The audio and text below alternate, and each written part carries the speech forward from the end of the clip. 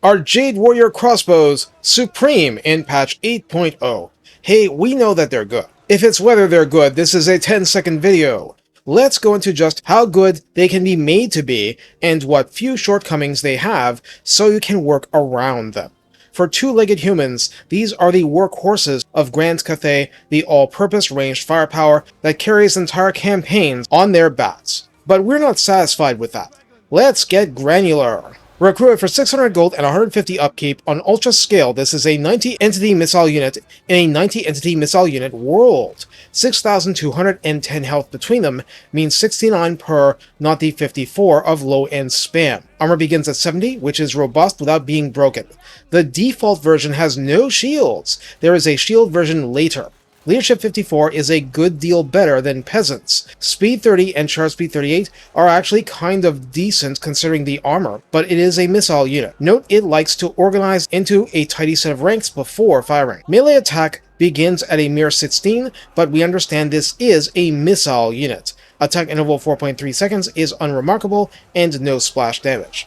Melee defense begins at 16, and that's not good, but it will get better. Weapon strength 24, split base 21, and armor piercing 3 is actually very decent if you're fighting zombies, but again, missile unit. Charge bonus is an anemic 6, and mass is 100. For ranged, still the entire point of this unit, ammunition 22 volleys is orthodox and solid. Range 160 is the sort of figure peasant bowmen get for Bretonia. Each actual impact does base 18 and armor piercing 6 in multiplayer balancing. These aren't Dark Elves, so it's one projectile per entity per volley, reload time 13 seconds, being considerably slower than archers, and I mean peasant to start with, but it's hugely slower than, let's say, goblin archers. Total accuracy starts at the standard 20, as in, no better. Calibration distance 120 meters is just fine and very standard. Calibration area 5.1 meters will get tighter as total accuracy rises and means this is a better pepper and infantry blob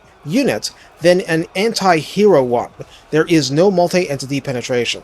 If you notice the animation in-game, rest assured this does have defensive stance, just like the regular melee unit, so after 10 seconds of immobility, plus 10 armor, and plus 25% charge resistance. That's relative.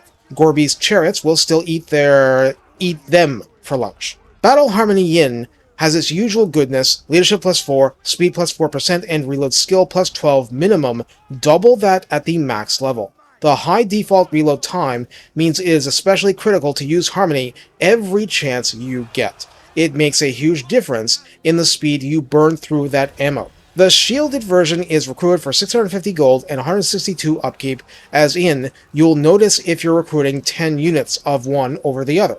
This adds a 35% small arms missile block shield, and also adds plus 8 melee defense, for a starting rank 0 value of 24.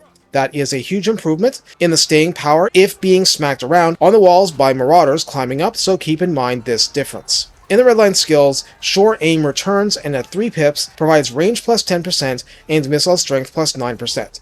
Given that we want Harmony to buff the reload skill a lot, getting more range on a long-ish range unit and more bolt power are godsends.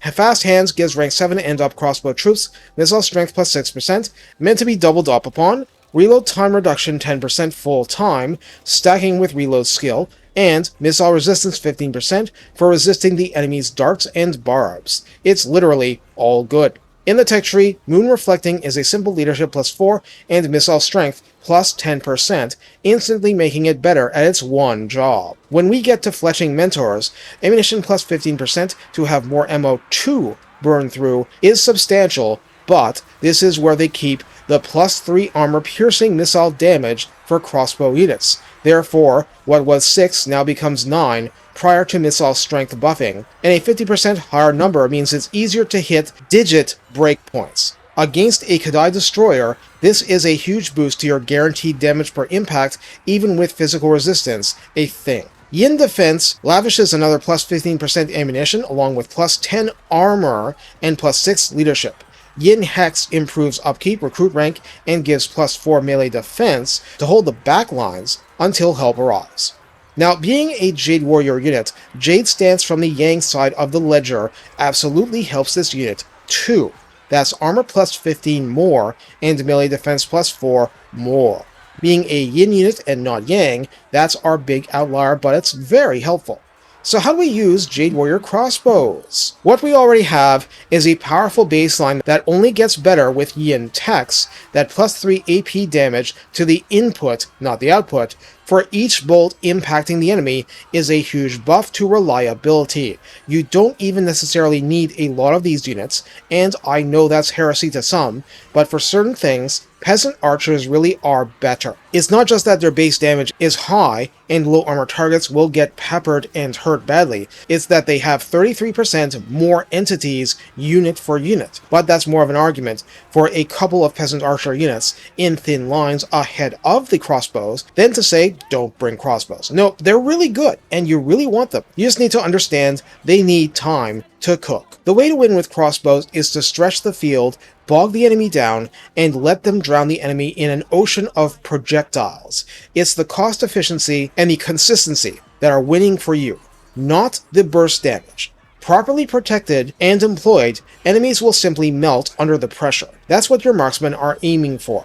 You know, in addition to enemy chests and heads. So the important thing is to not overestimate their strengths, considerable as they are. They cannot duel cannons at cannon ranges. They cannot fight off enemies in melee despite the high armor, they'll just melt less quickly.